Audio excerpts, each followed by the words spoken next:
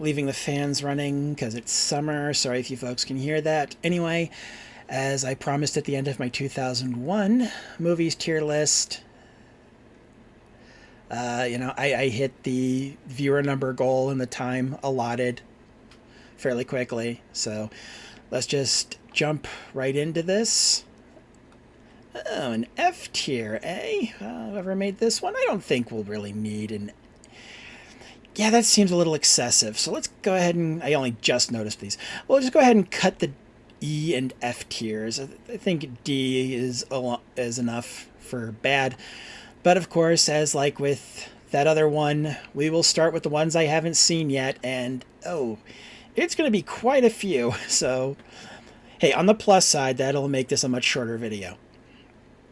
Okay, 24-hour party people? Nope. 25th hour? Nope. 8 Mile? No. Walk to Remember? No. About a Boy? No. About Schmidt? No. Adaptation? I keep meaning to see that one, but I never got around to it. Ali G in the House? Yeah, fuck Sacha Baron Cohen. Gold Member? Yeah. I don't know why I never really got around to that one, because, okay, when I was younger, I actually liked the second one more than the first one, but as I've gotten older, I have completely flipped on that.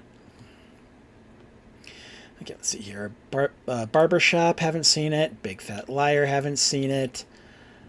Bloody Sunday, I think that's what it says, haven't seen it. Cabin Fever, haven't seen it. Catch Me If You Can, haven't seen it. Changing Lanes, haven't seen it. Chicago, haven't seen it. City of God, haven't seen it. Clock Stoppers, haven't seen it. Cube 2, Hypercube. I cannot tell what that is. So I'm going to put that in haven't seen it. Die Another Day. No, I actually have not seen... Well, not the whole thing anyway. I've seen bits and pieces of it. 8 Crazy Nights, haven't seen it. 8-Legged Freaks, haven't seen it. Equilibrium, Far From Heaven, Fear.com, Frida. I might still catch that one at some point. Friday After Next, Gangs of New York. I know. Sea of Evil. Not Sea of Evil. That's Ghost Ships. Sea Evil is the that's the tagline, and it doesn't. I didn't even think that says no in there. I think it says might be like Sea Evil. I don't.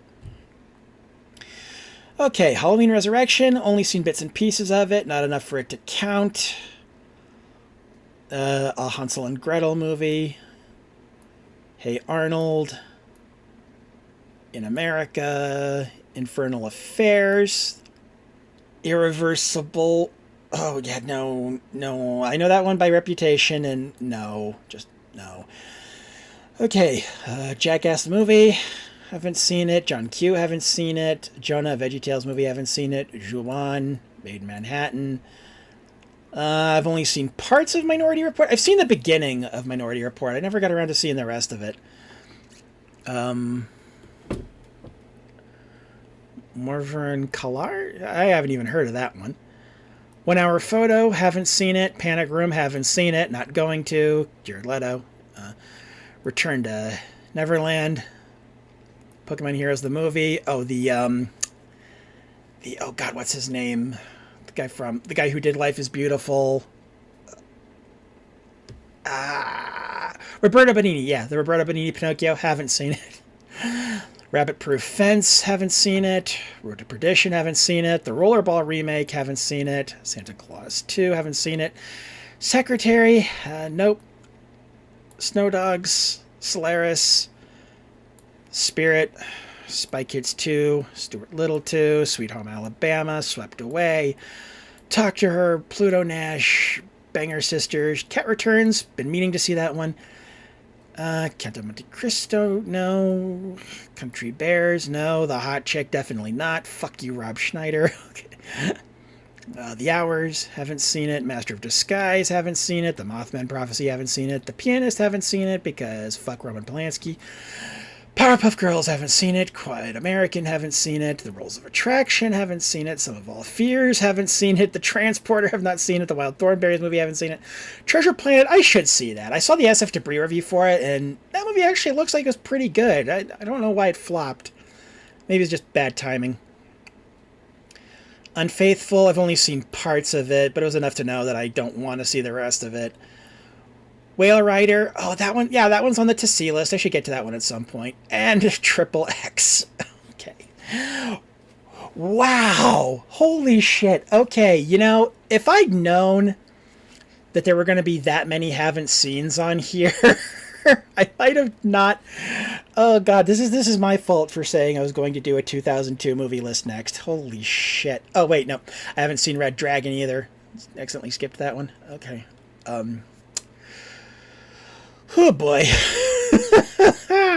Wow. Okay, well. Moving on. 28 Days Later. Oh, such one of the very few movies of this one I've actually seen more than once, and with good reason. It is so good. Anyone who tries to tell you that there's no such thing as a good zombie movie, who thinks that it's all like, you know, the forgettable B-movie schlock, 28 Days Later is definitely a strong counter-argument to that. I mean, okay, yeah, they're not technically zombies, but they're zombies. Great performances. One of the earliest things I remember Christopher Eccleston from, he's just such a great villain, especially you don't realize he's a villain, like right up until something he says to Cillian Murphy, and with like no change in the tone of voice either. It's what he says. It has, and as you going, wait, what? And how casually he says it that makes you realize it's like, oh yeah, this guy's a bad guy too. Okay. All right. Bend It Like Beckham. It's fun. I think it's kind of a shame we don't really see Parminda Nagra. Parminda Nagra. I think that's how you say her name. She went from this to ER, and she had like a couple episodes stint on Psych. She doesn't seem to get. I liked her. I don't know why she doesn't get more work, but it's quite funny. Some jokes are a little cringy, but you know, it was an early 2000s comedy, and honestly, if cringe is the worst you can say, I mean, and not even cringe, just like slightly cringe. If slightly cringe is the worst you can say about the jokes in a comedy from the early 2000s, you got something good here. Blade 2? It's okay. Definitely not as good as the first one, but, you know, it's got some solid action in it. Some of the special effects hold up pretty well. The monsters are sufficiently creepy looking, and Ron Perlman is Ron Perlman, you know. Yeah, I feel comfortable putting that one in the B tier. It's not Guillermo del Toro's best. It's not the best Blade movie, but it's still fun. Okay, here's one I have mixed feelings about now. I certainly loved it at the time. There was a time when I would have called this one of my favorites, but Bowling for Columbine, I'm just... C tier, because there's still some good points made in it, but there are points that have been made by... that have been made better by other people, and also it's not great how even after all these years Michael Moore has still not acknowledged the reality that the Columbine shooters were white supremacists. I really don't know why he does not. He continues with the narrative that it's like, you know, we really don't know what pushed these teenage boys to become killers, and it's like, no, it's like their journals were made publicly available. People who knew, other students who knew them have talked about it. They were fucking Nazis. That's just... I really don't know why it's so hard to just say that Harris and Klebold were fucking Nazis. I mean, there are parts of the movie that still work, in all fairness. It's like...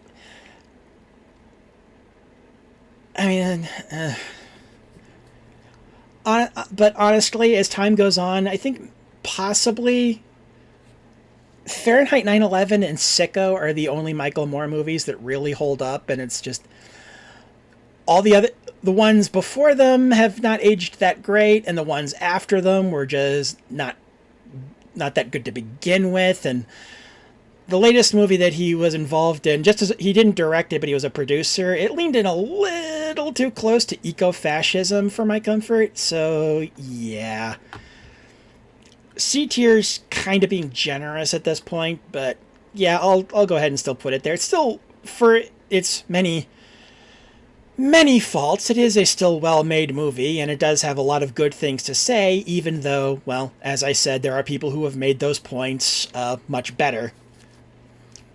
Confessions of a Dangerous Mind, I mean, pretty good movie. I believe this was George Clooney's directorial debut, and yeah, I'll put it over Blade 2. I mean, the fact that the movie is kind of aware that it's not really telling a true story, it's just telling a story that the person it's about claims was true, and it kind of rides that line. I think it does a pretty good job. I mean, I don't think there's anything really spectacular about it. I think it's competently made. A lot of the stuff that's supposed to be funny lands. The acting is decent. Not really sure I buy Julia Roberts is menacing, but other than that, yeah, I think it's fine. I would have put it either low B tier or low A tier or high B tier. I think we'll go with high B tier for now. We'll see how I feel after I've gone through the rest of these. Harry Potter and the Chamber of Secrets. Yeah, no. D tier, honestly. And not just because of the author, but looking back, some of the stuff in there is kind of like, some of the world building in there is kind of like, wait a minute. Does not quite hold up to much closer scrutiny. Well, let's just leave it at that. I don't want to spend more time talking about Turf Wizard Book Lady than I have to. Ice Age, harmless little kids movie. The voice cast does pretty good. Story's fairly basic. The animation is pretty good. I mean, yeah, I'd say the animation, it still holds up pretty well, all things considered. Yeah, I don't have any particularly strong feelings about it, so we'll go with low B tier. Insomnia. Oh, I actually got to see this one in theaters, and I have not seen the movie that it's a remake of. The original, I think, was it Norwegian? I think it was Norwegian. But this one from Christopher Nolan, pretty good. Robin Williams was effectively scary. Al Pacino did a good job. Hilary Swank and Maura Tierney were good in the supporting role. I think it's a solid murder mystery with a morally gray protagonist who even starts to. I'm not sure how much I can say. I don't really. Yeah, I'm not gonna do any real spoilers here. I think this one is definitely worth a watch. Okay, so Lilo and Stitch was great. I'm actually kind of embarrassed it took me as long to get to it as I did. It's just a fun movie with fun little subplots and relatable characters and just an adorable little monster. And the fact that they had to change the climax like almost at the last minute because of 9/11. Honestly, if I hadn't been told that, I'm not sure I would have picked up on it. The animators did a really great job with that, considering how much they must have been rushed.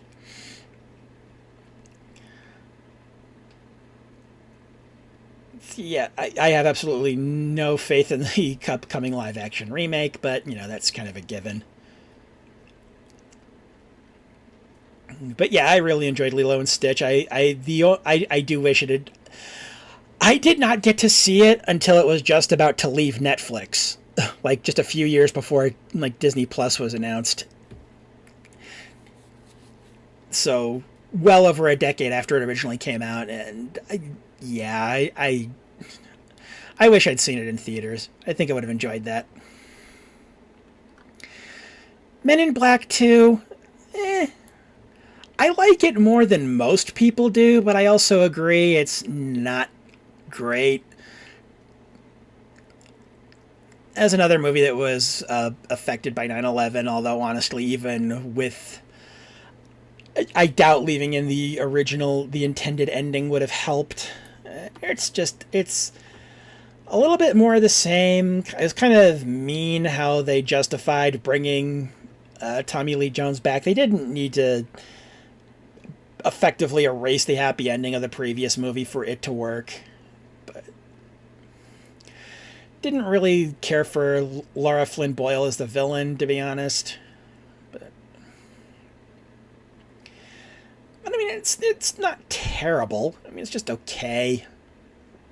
Actually, you know what? I think I'm going to put it. Yeah, I know I had it ahead of Blade 2 here. I think I'm going to put it behind Blade 2. Actually, I might. Yeah, fuck it. I'll put it behind Ice Age as well. Mr. Deeds. As Adam Sandler movies go, it's okay. I think I'll put it between Men in Black 2 and Ice Age. Nothing. I can't remember there being anything like particularly offensive in it, but also I'm trying to think about it and trying to like specifically like the jokes, because I mean it is a comedy, and every scene that's popping into my head that I remember being funny isn't even one of Adam Sandler's scenes. It's actually Eric Avari, who had a small part in the movie. I'm remembering his stuff, not either of the lead characters. That's not particularly a good sign. But there's nothing I hate about it either. I mean, Adam Sandler was still in his relatively good period, and so he's done worse, but also most of his worst stuff like comes after this one. So I can't be too hard on it. My Big Fat Greek Wedding. I barely remember it, to be honest, but I remember thinking that it was. I remember enjoying it. I don't know if it would hold up if I were to see it again. I never saw any of the sequels, but you know, it's harmless. So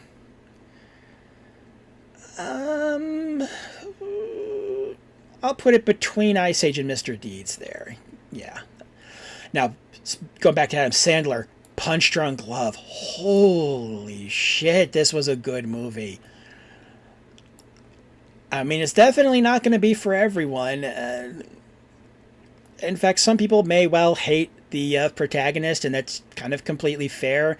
The protagonist doesn't really seem to like himself all that much, so I think that's kind of the point. But I mean, just honestly,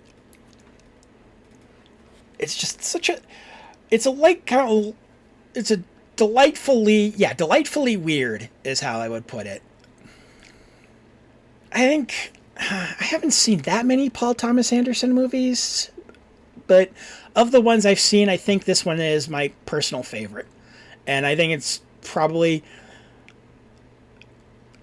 I think it's some of the best acting that Adam Sandler does, because in a way he's sort of subverting the archetype of the characters he usually played in movies up to this point. It's almost like this movie is sort of saying, it's like, hey, you know, it's almost like Adam Sandler saying, it's like, you know, in real life, the character I played in all these other movies would actually be kind of wouldn't be that great a person to hang around, and here's why. But, you know, despite that, you're still kind of rooting for him. So, yeah, I feel okay putting Punch Drunk Love up there in the S tier behind 28 Days Later and Lilo and Stitch, but, you know. Okay, here's a controversial one. I actually enjoyed mostly the different Paul Anderson, the Resident Evil series of movies. I actually did not see the final one because they cut corners on safety and killed a stuntman. And the one before it, number 5, which unfortunately was the only one I saw in theaters, was just like not even bad in a fun way. But the first 4, in particular, the first, in particular 1, 3, and 4, I honestly enjoyed them. I mean, yeah, it plays fast and loose with the canon of the games, but at the same time, it's like, I don't think it's that big of a deal. I thought the action scenes were a lot of fun. I enjoyed the soundtrack. The actors did what they needed to do. I mean, Oded Fehr was fun in the first one. No, he wasn't in the first one. He was in 2 and 3. So I really need to try and stick to the first one. Yeah, the first one's okay. I enjoyed the first one. I'd say 3 and 4 are my personal favorites, but first one is fine. I enjoyed watching it. I have no regrets, and I get why hardcore fans of the video games wouldn't like it, and I'm not going to tell you you're wrong, but again, I thought it was just sort of a fun action movie with some pretty good gore effects for the budget they had.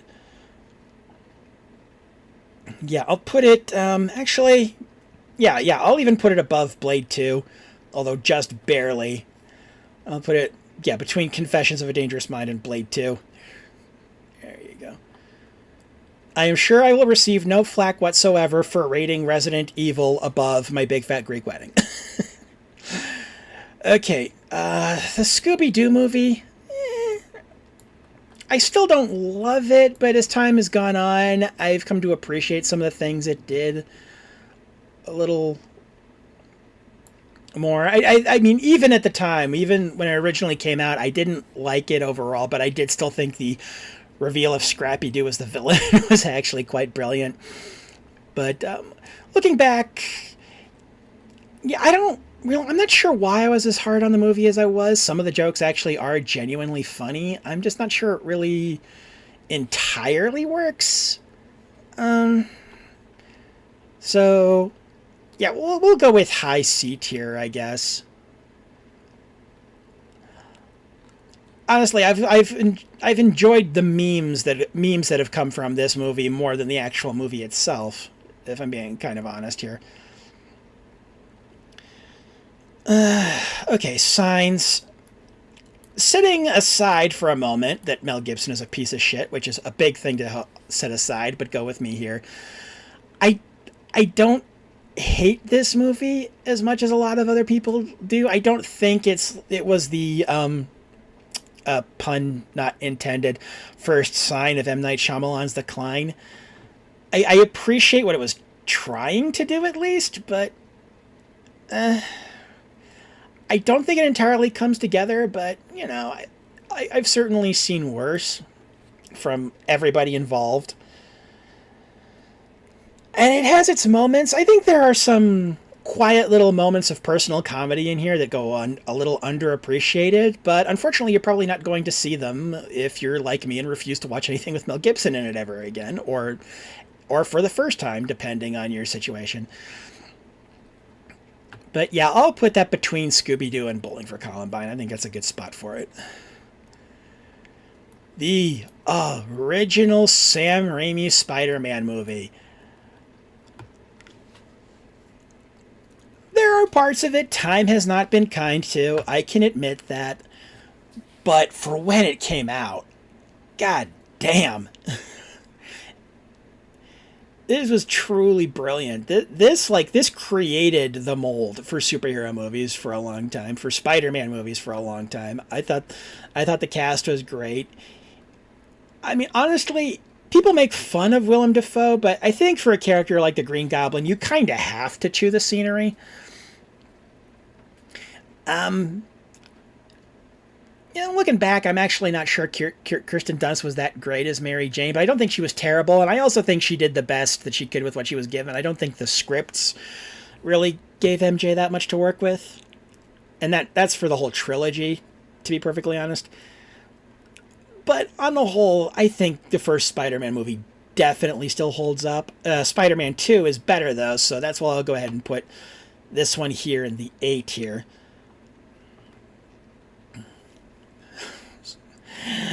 Star Trek Nemesis. Ugh. Okay, there is one thing about this movie I will say to defend it. I will say in its defense. Oh, I'm putting it between Scooby-Doo and Signs, by the way. A lot of people crack jokes about, it's like, oh yeah, both times Troy piloted the Enterprise, she crashed it. Like, okay, I get what you're going for here. You want to do the women drivers joke, which, okay, fuck you for the sexism. But, like, you realize that in order for your joke to even function as a joke, ignoring the fact that it's not funny, just judging it as a construction, you have to pretend, basically, in order for you to make that joke, you have to pretend or somehow forget that Picard ordered her to do it. Yeah, anyway, missed opportunity to really build on Romulan culture here. Not a great, if you're gonna have, I get, Brent Spiner was kind of getting tired of the role at this point, so killing off Data, I can see that, but they definitely could have handled it better as opposed to it seeming like a lazy retread of Wrath of Khan. I don't blame Tom Hardy at all. He did the best he could with what he was given. The director was just completely wrong for this part, for this movie. It's just not good. And it also kind of is, in microcosm, a problem with the TNG movies overall. Even, like, the really good one with First Contact and the one that is flawed but underrated, in my opinion, being Generations. The movies... The show was really more of an ensemble, although a couple of characters didn't get as much as they probably should have, but the movies abandoned that completely to make it the Picard and Data show, and nowhere is that more evident, really, than in Nemesis. For all the problems I had with Picard Season 1, kind of fixing the ending of Nemesis is one thing I can say they definitely did right. Okay, let's see here. Star Wars Episode 2, The Phantom Menace. I actually think this one's better than people give it credit for. I mean, it has a lot of the same problems that all the prequels do, but I also think it has some good moments that kind of slipped past people, probably because they were too distracted by the horrible dialogue. I think the actors... I think the actors honestly did as good a job as they possibly could with the direction they were being given by Lucas, who had started to buy his own press at this point, and most of these actors were fairly new and thus didn't really have the clout, or at least didn't feel like they had enough clout to take George aside the way the way Harrison Ford did back when they were making the first movie and go, it's like, look, George, you can write this shit, but we can't say it. So, yeah, I know a lot of people consider that one to be the worst of the prequels. I actually disagree. I think it's Revenge of the Sith. But, yeah, I think... I also remember more of it than my Big Fat Greek Wedding, so maybe I'll put that... Yeah, I'll go ahead and put that over it. Well... Yeah, you know what? I'll even put it over Ice Age, too. I'll put it between Blade 2 and Ice Age. Yeah. Bourne Identity is a solid action movie that way too many people tried to copy, which ended up watering it down a lot. But, I don't fault the filmmakers or the actors for that. It's not, it's like, how the hell were they supposed to know how many copycats would come along and water down the formula to the point where people just can't enjoy it? A lot of people just really can't enjoy it anymore because it's become cliched.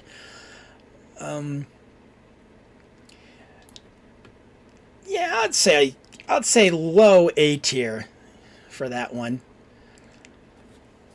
I mean, it's best watched if you're still fairly new to action movies and thus haven't, especially if you're okay, actually no, let me rephrase that. If you're new to modern action movies, like say, to that 2000s, 2010s, 2020s, because when this came out, this shit was pretty fresh. They didn't really make action movies in this mold often, if at all. So if you're kind of new to the action genre, this is definitely one you want to get in on early before you see all the copycats. Because, I mean, like, imagine if the first Western you ever see is Blazing Saddles. Try watching a straightforward Western after that, and, good luck. So if you want to see The Bourne Identity, you definitely need to get to it before you've had a chance to see a bunch of the movies that tried to copy it with varying degrees of success. I mean, some of them are good, to be fair, but... So, The Good Girl, a little indie drama with Jennifer Aniston. I think it's probably the best thing I've ever seen her in, if I'm being honest, and I'm including Friends in that. Friends was actually a horrible show, and I was just too young to realize it at the time. Jake Gyllenhaal is good in this. John C. Reilly is good in this. The plot is fairly straightforward. This is definitely, this is not a game-changing film. Watching this movie is not gonna blow your mind in any way, but it's a solid dark comedy. I'll make that one low A tier instead of The Bourne Identity. There you go. Oh, yes. Okay, Lord of the Rings, The Two Towers. What can I say about this movie that hasn't already been said? Oh, crap, where did it go? Oh, there.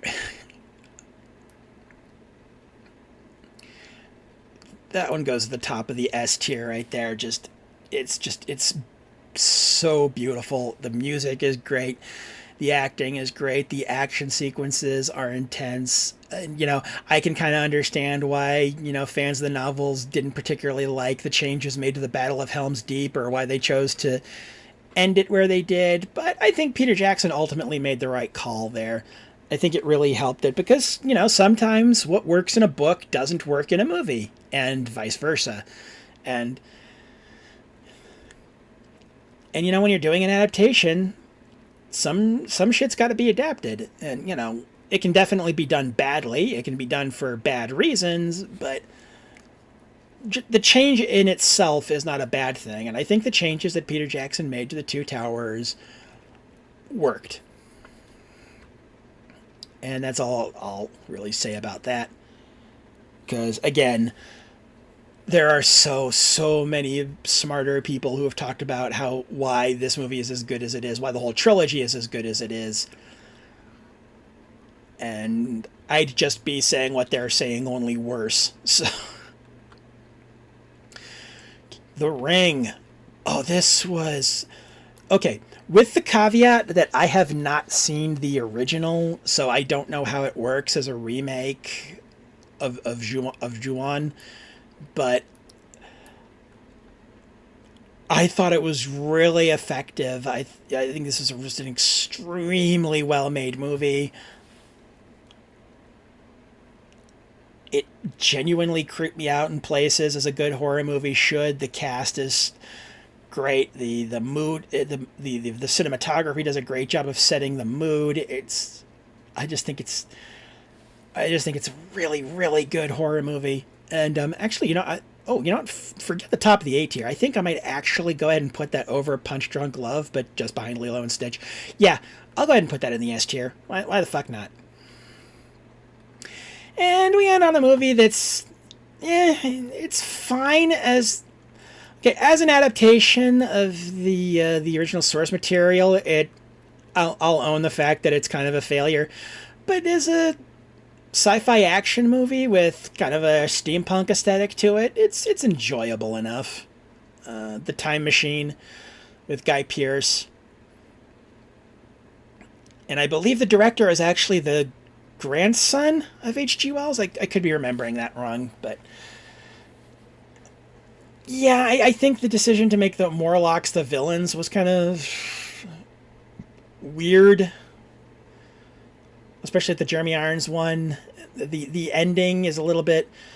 I'm not entirely sure how that was supposed to work exactly with him blowing up the time machine, but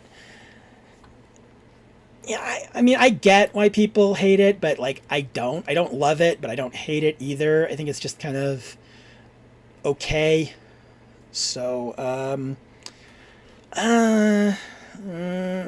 I go with low B or high C? Yeah, you know what? I'll go with high C tier on that one. Okay, and there it is. Wow, that. Ooh, and I thought the 2001 haven't seen list was embarrassing. Okay. Of these, I think I kind of did. I may have already mentioned which ones I was open to seeing. I know I do distinctly remember saying that about Treasure Planet and Whale Rider. Are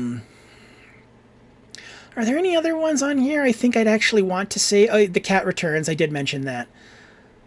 Solaris, maybe. Juon. I probably yeah. I might want to see Juon at one point. 1 Hour Photo. I've heard that one's pretty good. Infernal Affairs is a maybe. Gangs of New York, maybe. Frida, maybe.